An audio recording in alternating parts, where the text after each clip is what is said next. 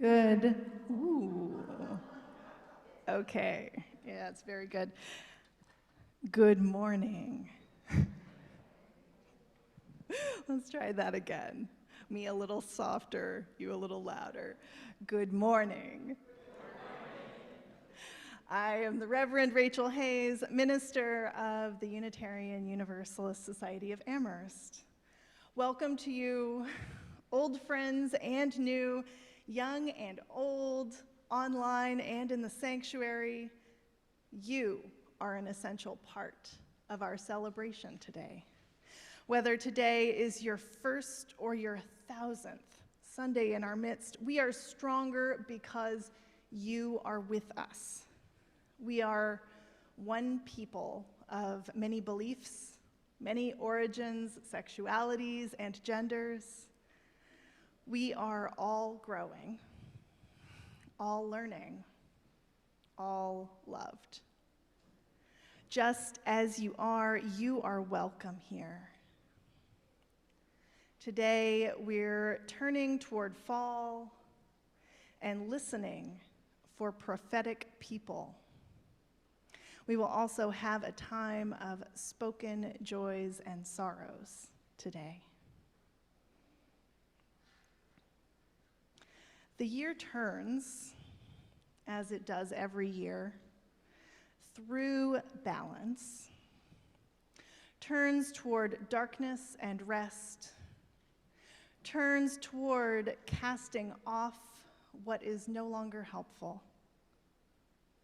turns toward simplicity and comfort, apples and pumpkins, blankets and candles, and soup.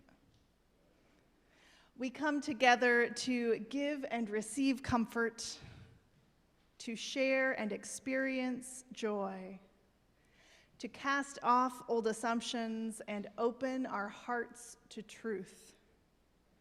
We come together, the scent of fall stirring like crisp leaves, huddled against the new morning chill and turning our faces toward the glorious sun, to find a community of prophetic people, to call one another on toward the future, to dwell in this moment now. Come, let us worship.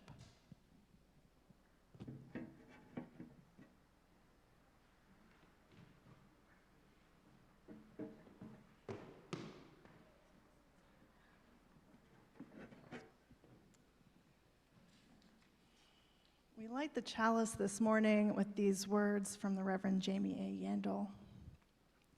We light this flame to ignite the sacred power of justice. We light this flame so that it may be a beacon of hope in moments of uncertainty, fear, anxiety, and the unknown. We light this flame and are emboldened by its blaze, knowing our strength as a prophetic and powerful people is rooted in the diverse ways we answer the call to love. And so as the earth goes around the sun, thank you so much, you can sit down. As the earth goes around the sun, yeah, we can give a round of applause. Different people around the world have thought different things about what that means. And so specifically, we're talking about the fall or the autumnal equinox today. And one of the things that here and in England, in that kind of northern hemisphere that that means is that it's harvest time. It's the second harvest. It's those final harvests before the ground starts to freeze and before we need to start thinking about, do we have enough for, well, you have to start thinking about that before, but thinking about, do we have enough for winter, and what is winter going to look like this year? And so today in religious education, we're going to be talking about a bunch of those different autumnal equinox festivals. So we have harvest festivals, we have harvest moon festivals, We have festivals that celebrate all of the different parts of this time of the year, whether that's apples and honey or wheat or mooncakes, all of those different things, all brought to us by the time of year, by the sun, the earth, and the moon. And so if the children would like to come forward, we are going to sing us out with the words that will be up on the screen that we just learned. Go in beauty, peace be with you, till we meet in our hearts in the light. Go in beauty, peace be with you, till we meet in our hearts in the light. In 2015, before they were a minister, Jamie Yandel, who wrote our chalice lighting this morning, reached out to the Unitarian Universalist Association to ask, how do you change a bylaw? Not just any bylaw, not a procedure or how we do something, but the second source of our tradition, which is located in Article 2 of the UUA bylaws, which tells the world and the Commonwealth of Massachusetts, where the UUA is incorporated, who we are. They wanted to change the wording of the second source from women and men to people. They wanted to see themselves reflected in who their faith proclaims itself to be. They approached the board of the First Unitarian Church of Toledo, Ohio, for support in this process. The UUA is an association of congregations, and they needed the support of their congregation to get the ball rolling. The board gave Jamie their enthusiastic support. Jamie then began to work with other stakeholders like Marcus Foliano and other non-binary and agender UUs. They also worked with the late moderator of the association, Jim Key, in preparation for bringing the proposed change to the General Assembly in 2017. It passed in 2017 with more than a 4/5 vote, which allowed it to fast track past the need for a study commission. The 2018 Assembly approved the bylaw change, and everyone rejoices. The new second source read from that point and still reads, "Words and deeds of prophetic people, which challenge us to confront powers and structures of evil with justice, compassion, and the transforming power of love." Somewhere, my second grade teacher will shake her head when I say this, but I encourage you to correct that language when you see it written the old way in hymnals. This is not the only language update that is part of who we are. The Eighth Principle Project has taken a slightly different path. Reverend Paula Cole-Jones and other project leaders have done so much grassroots work, building a movement to add an eighth principle, an actively anti-racist principle, to the existing 7. Our congregation is one of the many to have adopted the eighth principle. When our congregation adopted it in spring 2021, we were in the company of 1/10 of the Unitarian Universalist Association's congregations who had done so, and that number has only continued to grow. The eighth principle reads, "Journeying towards spiritual wholeness by working to build a diverse, multicultural, beloved community by our actions that accountably dismantle racism and other oppressions in ourselves and in our institutions.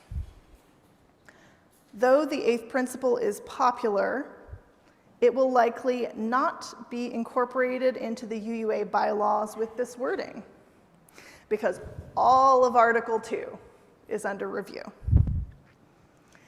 In 2020, the UUA charged an Article 2 commission with reviewing and updating Article 2, which contains the covenant between the congregations, that is our principles and sources, a statement of purpose, an inclusion clause, and a freedom of belief clause.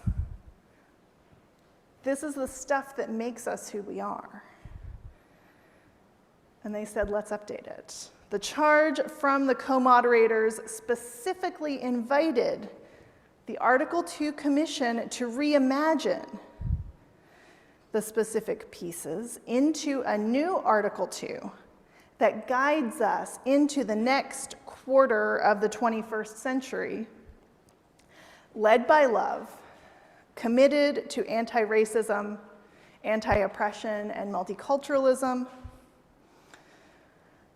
While the charge cites the eighth principle work and other grassroots principles not currently contained in Article 2, the spirit of the eighth principle infused the whole charge. The Commission has studied, conducted feedback processes with thousands of Unitarian Universalists at General Assembly and over Zoom, and will present a proposal to the UUA Board of Trustees in January for a vote at next year's General Assembly, and if successful, the following year's General Assembly. Unitarian Universalists are called to speak truth to power, to be those prophetic people, even when the power we challenge is our own status quo.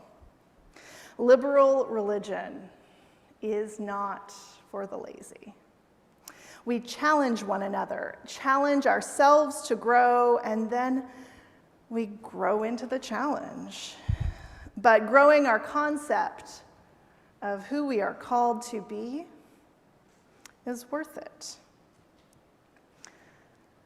The second source revision that changed from prophetic women and men to prophetic people drew the circle wider, acknowledged the non-binary, agender, and genderqueer people who have led us forward too, alongside the women and the men. But it also brought into the circle another group that had been left out, our children and youth. And you don't have to spend long with the youth to acknowledge their prophetic power. The merger of the Unitarian and Universalist youth groups into the liberal religious youth, which predated the UUA consolidation, youth leadership from Black Power in the 60s to Black Lives Matter to climate change, youth leadership has been on the right side of history over and over, calling us to our ideals above our bottom line, speaking truth to power. I'm glad we no longer shut them out with our wording, too. Lifting up marginalized voices enriches our community, makes things possible that would not have been with the status quo. Who are we not hearing? Specifically, who do we say we welcome without allowing them to change us and be at home? Our congregation has done really good work to make our building accessible. The ramp, the elevator, the bathrooms. The only inaccessible spot in the building, pretty much, is right here in our pulpit. Not bad until we have a speaker who can't get into it, but we'll cross that bridge when we get there, I guess. We do our best to make our services accessible, though we know that is always a moving target. If you need something to help you participate, let us know, and we'll do our best. The one thing I hear disabled people asking for more than anything right now, meaning the larger disability justice community rather than the disabled individuals of our congregation, not putting anybody on the spot, is to stay serious about masks. For the last 2.5 years, disabled people, those who have immune conditions or other conditions that put them at higher risk for COVID or from COVID, have asked us to make our policies and plans with them in mind. They have asked us to take vaccination seriously, to get vaccinated, to get boosted again, and to get our flu shots. They have asked us to make online engagement with our programming real and not an afterthought.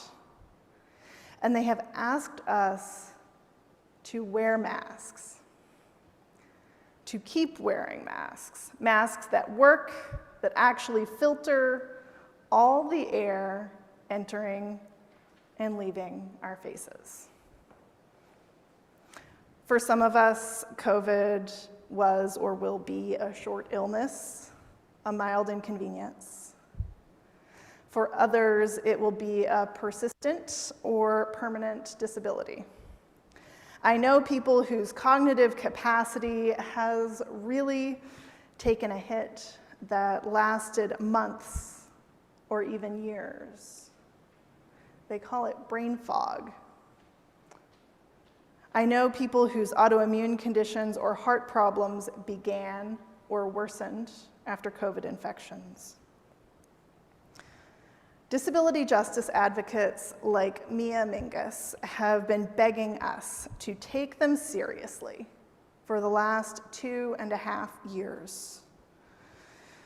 As a larger culture, we have ignored them because canceling plans is a bummer, because masks are uncomfortable. But here, in the congregation, we have done our best to listen to these prophetic voices, to wear our masks, to move things online or outdoors, to tell each other when we've been exposed. Our new COVID policy asks us to default to higher levels of care and talk to one another about what our needs are.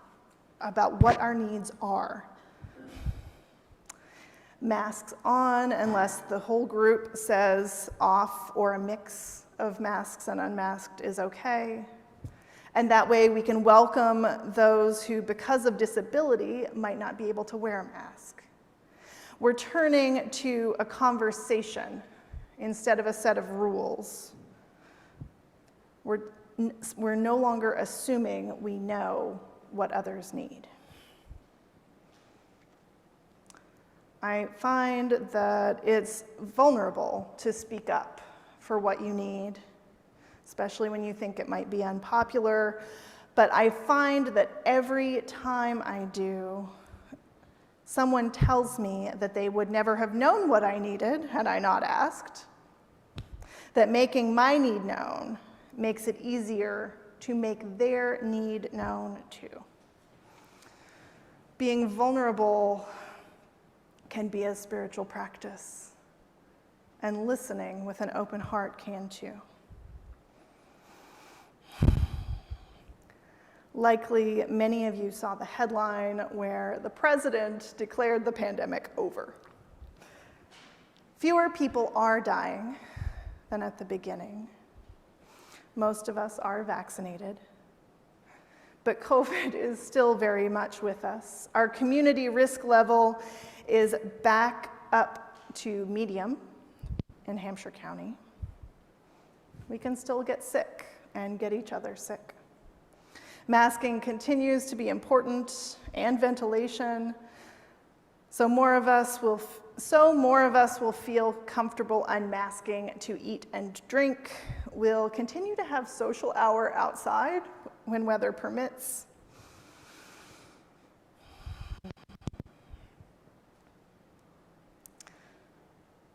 So this is the thing about prophets. They're inconvenient.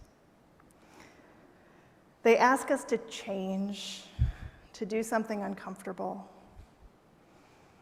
Whether you call it justice or God, they obey a higher authority than the status quo. They call us to higher ideals. Just as the Article 2 Commission was called to write a guide for the next part of the journey, not where we are now. When we follow these prophetic people, we can be transformed by the journey.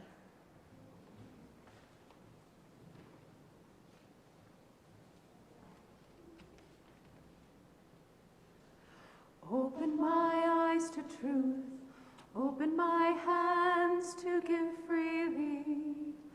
Open my lips to good words, to pure words, open my heart to love. Open my eyes to truth, open my hands to give freely. Open my lips to good words, to pure words, open my heart to love. Open my eyes to truth, open my hands to give freely. Open my lips to good words, to pure words, open my heart to love. Open my eyes to truth, open my hands to give freely. Open my lips to good words, to pure words, open my heart to love. Open, open, open, open, open.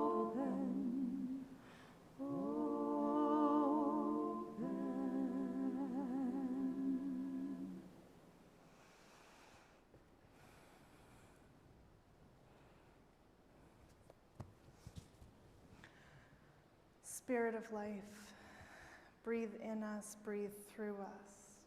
Come unto us.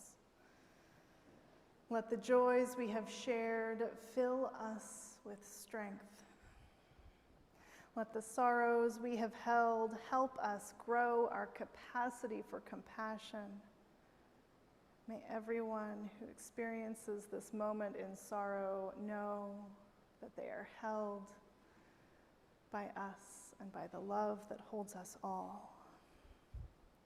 May we become a prophetic people, led by love as we prepare the way of the beloved community yet to come.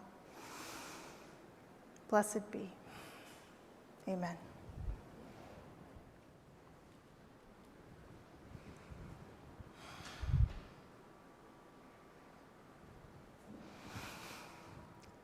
We extinguish the flame of our chalice, but not the light of truth, the warmth of community, or the fire of commitment. These we carry in our hearts until we are together again.